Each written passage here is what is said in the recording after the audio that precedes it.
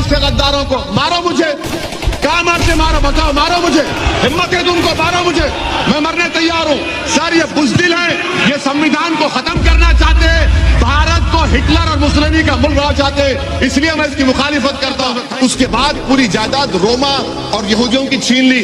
अब वही हाल यहां पर होने वाला है मुसलमानों के साथ, वही हाल होने वाला है सर, वही हाल करने वाले हैं।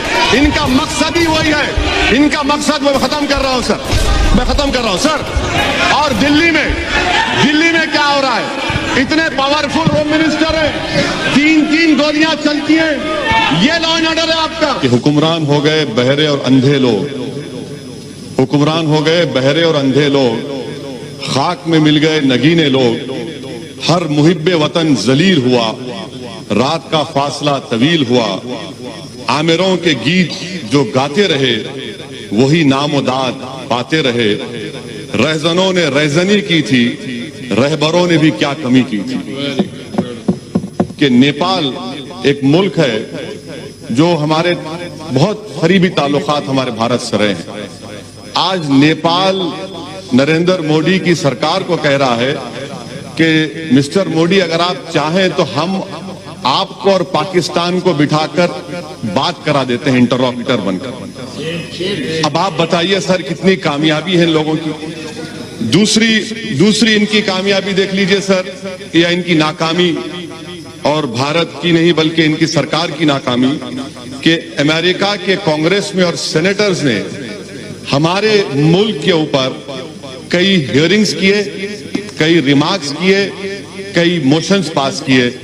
इतना वजीर आजम ट्रंप से बगलगीर हुए, ऐसा लग रहा था पिछले बार के शायद बकरीद और रमजान के ईद के गले मिल रहे हैं। उसके बावजूद भी अमेरिका के कांग्रेस और सेनेटर्स भारत की पॉलिसी के ऊपर तनकीद पे तनकीद कर रहे हैं। इससे आपकी कामयाबी अंदाजा होता है। तीसरी बात सर, यूरोपियन पार्लियामेंट में भारत के खिलाफ रेजोल्यूशन मूव हो गया। ये आपकी कामयाबी या नाकामी आप खुद अंदाजा लगा लीजिए।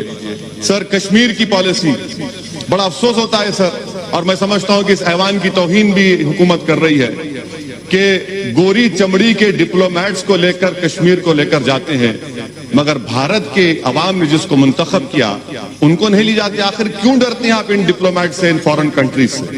क्यों उनकी खुशामद कर रहे हैं? क्यों उनके पैरों पर गिरकर आप बता रहे हैं चलिए कश्मीर, और हम जाना चाहते तो नहीं जा सकते? ये आपकी और एक खारिजा पॉलिसी की नाकामी। सर और एक मिसाल दे रहा हूं सर, एफएटीएफ में जापान जो हमारा मुल्क दोस्त रहा, उसने पाकिस्तान के हक नोट दे दिया, अमेरिका दे दिया। अब पाकिस्तान पे से एफएटीएफ खत्म हो जाएगा, वो ग्रे लिस्ट से निकल जाएंगे। ये इनकी खारिजा पॉलिसी रही सर। अफगानिस्तान में तालिबान आ रहा है, अमेरिका कह रहा है कि छाबार पोर्ट में भारत नहीं बना सकता पोर्ट, कल तालिबान वहां पर आएगा तो हम क्या करेंगे फिर? आपके पास इसका कोई अंदाजा नहीं है। अच्छा सर, अब आप आ जाइए, हज सब्सिडी को निकाला गया था, 700 करोड़ की सब्सिडी निकाले, मैंने खुद कहा था, कहां गए वो पैसे? 700 करोड़ में आपने कितने मुस्लिम महिलाओं के लिए स्कूल खोले? 0, 0। और आज आप कहती हैं कि स्कॉलरशिप। सर हर साल मैम डिमांड कर रहे हैं कि माइनॉरिटीज के लिए, अक़लियतों के लिए डिमांड ड्रिवन स्कॉलरशिप करिए, आप नहीं करते। और नहीं करने की वजह से हर साल कम से कम 20 लाख मुस्लिम लड़के और लड़कियां स्कॉलरशिप से महरूम होती हैं। अच्छा सर आप देख लीजिए, जो पैसे दिए गए थे 2018 और 19 में, उसमें से आपने 170 करोड़ रुपए खत्म दिए ही नहीं। 19-20 में आपने नवंबर तक सिर्फ 27% पैसे रिलीज किए, और फिर आप बड़ी बड़ी बातें करते। हुनर हाट का जिक्र सदर जमहूरिया ने किया, इसमें भी झूठ सर। झूठ का अंदाजा लगाइए कि खुद गवर्नमेंट का मैंने आरटीआई एप्लीकेशन डाला जिसमें कहा गया कि 2018-19 में खाली 12,000 के करीब आर्टिजन्स को, 1,227 आर्टिजन्स को हुनर हाट में ट्रेनिंग दी गई। आप कहते हैं हजारों, ये आरटीआई की एप्लीकेशन है। सर तीसरी जो अहम बात मैं आपके सामने जिक्र करना चाह रहा था कि theory of separation of power, ये हमारे हर जमहूरियत के लिए बुनियाद होती है, मगर 5.5 साल में तो थ्योरी ऑफ सेपरेशन पावर्स की धज्जियां नहीं बल्कि उसको निस्तनाबूद कर दिया गया। कोई चीज आजाद नहीं है आज। थ्योरी ऑफ सेपरेशन पावर्स खत्म होकर सेंट्रलाइजेशन ऑफ पावर्स बन चुका है। यहां पर एक ही शख्स के हाथ में पूरा पावर आ चुका है। जो सेपरेशन ऑफ पावर्स में अदलिया थी, लेजिस्लेचर, एग्जीक्यूटिव, अब लगता है कि एक ही फर्द में ये तमाम चीजें समा जा चुकी हैं जो हमारी जमहूरियत के लिए बहुत बड़ा खतरा साबित हो रहा है सर। चौथी बात सर जिसका जिक्र मैं आपके सामने करना चाह रहा हूं कि सरकार बार बार कहती है कि और सिटीजन अमेंडमेंट एक्ट, सर इस पार्लियामेंट की तारीख में ये पहला कानून बनाया गया जिसमें मजहब का नाम लेकर हिंदू, मुसलमान, बौद्ध, ईसाई, पारसी, कभी 70 साल में इस तरह का कोई कानून नहीं बना इस पार्लियामेंट में। वो भी बदनुमा दाग का एजाज आपको हासिल है कि आपने मजहब के नाम पर कानून बनाया। सर एनपीआर एनआरसी के बारे में आज एक सवाल के जवाब में हुकूमत ने कहा कि till now there is no decision NRC has taken. Sir ये टिल नाउ का मतलब क्या है सर? ये टिल नाउ का मतलब क्या है? आज और कल होगा ना, कल होगा, परसों होगा नहीं, उसमें लिखा है अभी तक। अभी तक, कभी तक, कभी नहीं लिखा हुआ है ना सर, अभी तक, टिल नाउ। सर अब आप देखिए सर, मैं आपके जरिए से गवर्नमेंट को कह रहा हूं, जी यस सर, मैं थम्स अप हूं, आप शेक्सपियर पढ़े हैं मुझे मालूम, और मैं आपको कह रहा हूं कि अभी सर मैं अभी हलवा और पूहा खा के आऊं इसलिए अच्छा बोल रहा हूं। हाँ तो सर ये एनपीआर और एनआरसी का मैं जिम्मेदारी के साथ अर्ज कर रहा हूं। प्रधानमंत्री जब जवाब देंगे, बल्कि मैं प्रधानमंत्री को जरा हिम्मत करके कह रहा हूं, आपको चैलेंज कर रहा हूं प्रधानमंत्री, आप ये बता दीजिए कि एनपीआर एनआरसी क्या एक सिक्के के दो रुख नहीं है? क्या एनपीआर और एनआरसी सिटीजनशिप अमेंडमेंट एक्ट के रूल्स में नहीं है 14A के तहत?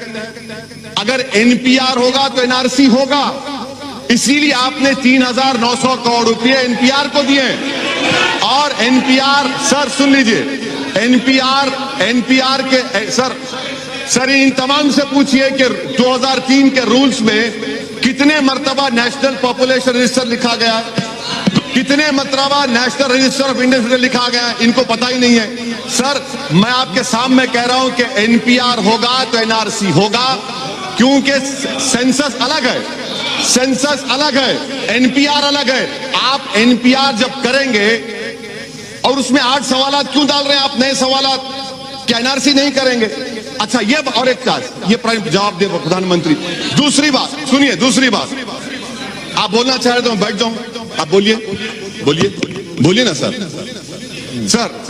सिटीजनशिप अमेंडमेंट, प्रधानमंत्री कहते हैं ये नागरिकता देता लेता नहीं है, ये देता भी और लेता भी है। उसकी मिसाल क्या है? आसाम। क्या आसाम में 5 लाख मुसलमान के नाम नहीं आए, वो बंगाली जबान बोलते? आसाम में 5 लाख बंगाली जबान बोले हिंदू हैं, आप बंगाली हिंदू को सिटीजनशिप देना चाहते हैं, आसाम के 5 लाख मुसलमानों को नहीं देना चाहते? क्या आसाम के असेंबली में आपने नहीं कहा आपकी सरकार ने सिटीजन अमेंडमेंट एक्ट ये है, एनपीआर होगा, नहीं घुसपैठी नहीं, घुसपैठियों का बाप हूं। सर सुनिए, एनपीआर होगा तो एनआरसी होगा। आसाम में जो घुसपैठी है, आसाम में जो घुसपैठी है मुसलमान घुसपैठी है, बंगाली हिंदू नहीं है। सर मैं खत्म कर रहा हूं 2 मिनट में सर। ये तो एनपीआर एनआरसी में कोई फर्क नहीं है सर, एनपीआर एनआरसी एक ही है सर। एनपीआर होगा तो एनआरसी होगा। प्रधानमंत्री बता दें कि आसाम के 5 लाख बंगाली हिंदुओं को सिटीजनशिप नहीं मिलेगी CAA के तहत। सर आखिर में सर मैं आपको बताना चाहूंगा कि ये जो मुल्क में जो माहौल है, प्रधानमंत्री और गवर्नमेंट कह रही है क्यों हो रहा है एहतजाज? प्रधानमंत्री ने खुद कहा था कि मैं मुस्लिम महिलाओं का भाई हूं। आज मुस्लिम महिला उनके खिलाफ खड़ी है तो भाई को नाराजगी क्यों हो रही है, एहतजाज क्यों हो रहा है? सर ये जो लड़ाई है ना सर, ये हमारे वजूद और बका की लड़ाई है। अगर हम इसमें नाकाम हो जाते हैं तो हम खत्म हो जाएंगे। इसीलिए हम कह रहे हैं कि आप कैटेगोरिकली खड़े रहिए और खड़े रहकर कहिए मौजूदा वतन में जो माहौल है सर, ऐसा माहौल है कि 1933 का जर्मनी का माहौल है, 1938 का जर्मनी का माहौल है, 1948 का 38 का मुसोलिनी का माहौल है। आज हर जगह पर अब सिर्फ बाकी क्या रह गया मालूम सर? बाकी हिटलर ने भी इन्हें सेंसस किया था, उसके बाद यहूदियों को गैस का चैम्बर में डाल दिया। मुसोलिनी ने भी 1938 में सेंसस किया था, उसके बाद पूरी जायदाद रोमा और यहूदियों की छीन ली। अब वही हाल यहां पर होने वाला है मुसलमानों के साथ, वही हाल होने वाला है सर, वही हाल करने वाले हैं। इनका मकसद ही वही है, इनका मकसद मैं खत्म कर रहा हूं सर, मैं खत्म कर रहा हूं सर। और दिल्ली में क्या हो रहा है? इतने पावरफुल होम मिनिस्टर हैं, 3-3 गोलियां चलती हैं। ये लॉ एंड ऑर्डर है आपका। कैपिटल ऑफ द कंट्री में सर, कैपिटल सर खत्म करो, एक minute last. Capital of the country में 3-3 गोलियां चलती हैं। गोली मारो देश के गद्दारों को, मारो मुझे। कहां मारते मारो, बताओ, मारो मुझे, हिम्मत है तुमको, मारो मुझे, मैं मरने तैयार हूं। सर ये बुज़दिल है, ये संविधान को खत्म करना चाहते हैं, भारत को हिटलर और मुसोलिनी का मुल्क बनाना चाहते हैं, इसलिए मैं इसकी मुखालिफत कर